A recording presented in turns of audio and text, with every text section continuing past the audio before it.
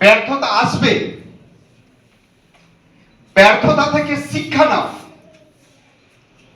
আশেপাশের মানুষ ডিমোটিভেট করবে, প্রভাবিত হবে না, এবং পরিস্থিতি অনেক সময় পেছনে টানবে। চোয়াল শক্ত করে নিজের লক্ষ্য বস্তুর দিকে এগিয়ে যাবে, এবং পরিশ্রমী সব শেষ কথা বলে, তোমার লক্ষ্যই শেষ কথা বলে, তোমার আত্মবিশ্বাসী শেষ কথা বলে। জিত তোমার একদিন না একদিন হবে, এবং তুমি উদাহরণ হয়ে দাঁড়াবে, তুমি সমাজের একটা উদাহরণ হয়ে দাঁড়াবে। সত্যি কথা বলতে জয় তোমার হবে। আরেকটা বলি, যে অনেকেই হীনমন্যতায় ভোগে, অনেকেই বলে আমরা গরিব ঘরের সন্তান, আমাদের কিছু হবে কিনা। আরে গরিব ধনী বলে কিছু নেই, কার মধ্যে কত প্রতিভা লুকিয়ে আছে কেউ কিছু জানে না। একদিন এক শিল্পীকে এক ব্যক্তি জিজ্ঞেস করছে যে সত্যি আপনি মহান শিল্পী, যে এত সুন্দর সুন্দর পাথরের মূর্তি তৈরি করতে পারেন আপনি।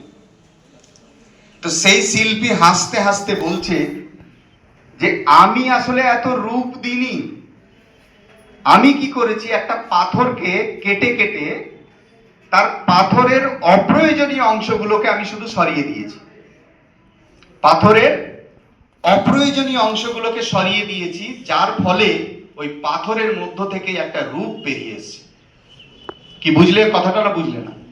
একটা এবড়ো খেবড়ো পাথর, ওই পাথরকে ঠুকে ঠুকে কেটে কেটে বাজে অংশগুলোকে বাদ দিয়ে দেওয়ার পরেই ওই পাথরের মধ্য থেকে একটা মূর্তির রূপ তৈরি হয়েছে, এত সুন্দর সৌন্দর্য বেরিয়ে এসছে। তার মানে বুঝতে পারলে যে একটা কুৎসিত পাথরের মধ্যেও যে এত রূপ লুকিয়ে আছে, এত গুণ লুকিয়ে আছে, এটা কেউ জানে না।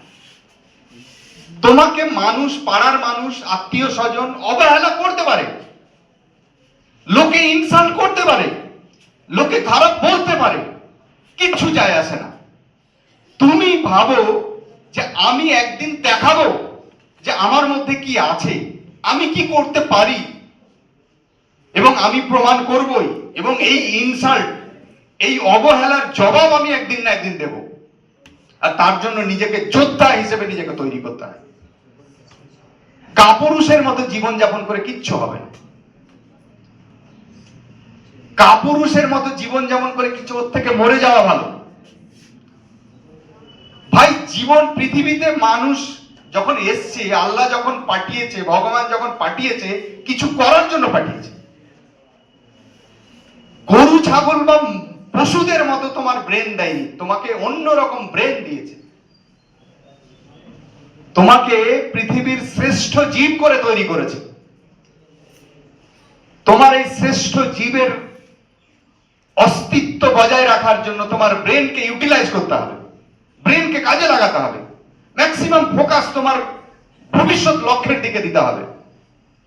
তোমার ভবিষ্যৎকে একেবারে ডিসাইড করে নিয়ে সেই দিকে শুধু ফোকাস দিতে হবে, এবং দিয়ে দেখো যে তুমি কি করতে পারো। সত্যি বলছি, তুমি যদি এইভাবে ফোকাস দিতে পারো, কেউ তোমাকে আটকাতে পারবে না। আর তুমি পারবে, তোমার মধ্যে আল্লাহ সমস্ত ক্ষমতা দিয়েছে, সমস্ত শক্তি দিয়েছে তোমার মধ্যে। তুমি নিজেও জানো না তোমার মধ্যে কি আছে। অনেকেই আছে যারা ভালো ক্রিকেট খেলতে পারে, ভালো ফুটবল খেলতে পারে, অনেকেই আছে ভালো অঙ্ক করতে পারে, অনেকেই আছে ভালো ইংরেজি লিখতে পারে, অনেকে আছে ইতিহাস ভালো বোঝে। আসলে কে কোনটাতে ভালো সে নিজেকে ডিসাইড করো। তুমি তোমার সম্পর্কে যতটা জানো, অন্য কেউ কিন্তু জানে না। তুমি ফোকাস দাও কোনটা তুমি হতে পারবে, এবং সেই অনুযায়ী নিজেকে একেবারে লড়াই এর পথে নেমে যাও, আর তুমি পারবে, আর তোমাকে পারতেই হবে। মেয়েরা যারা, সত্যি কথা বলতে আজকে মেয়েরা কত অবহেলিত, অবদলিত। সমাজে অনেক ঘটনা দেখি, কোথাও যৌতুক নিয়ে, কোথাও পারিবারিক হিংসার শিকার হচ্ছে। তো সচেতন হও, স্বনির্ভর হও। তুমি যদি স্বনির্ভর হতে পারো, ভালো একটা সরকারি চাকরি পেতে পারো, শুধু তোমার জয় নয়, হাজারো মেয়ে তোমাকে দেখে শিখবে, তোমাকে দেখে সাহস পাবে, তার মধ্যে অন্যরকম শক্তি তৈরি হবে। আরে ওই দিদিটা পেরেছে, তো আমি কেন পারবো না? ওই দাদাটা পেরেছে তো আমি কেন পারবো না? আগের ব্যাচে তো অনেক ছেলে মেয়ে চাকরি পেলো, এবার আমি পাবো। এভাবে ভাবতে শেখা। এভাবে যদি ভাবতে শেখো, সত্যি বলছি তোমার জয় একদিন হবে। তো যাই হোক, সবাইকে শুভকামনা জানিয়ে এবং আশীর্বাদ জানিয়ে, দোয়া জানিয়ে, এই রোজার মাসে সবাইকে আমার দোয়া আশীর্বাদ এবং আগামী দিনে তোমরা ভালো ভবিষ্যৎ তৈরি করো, এই শুভকামনা জানিয়ে আমি আমার বক্তব্য শেষ করছি।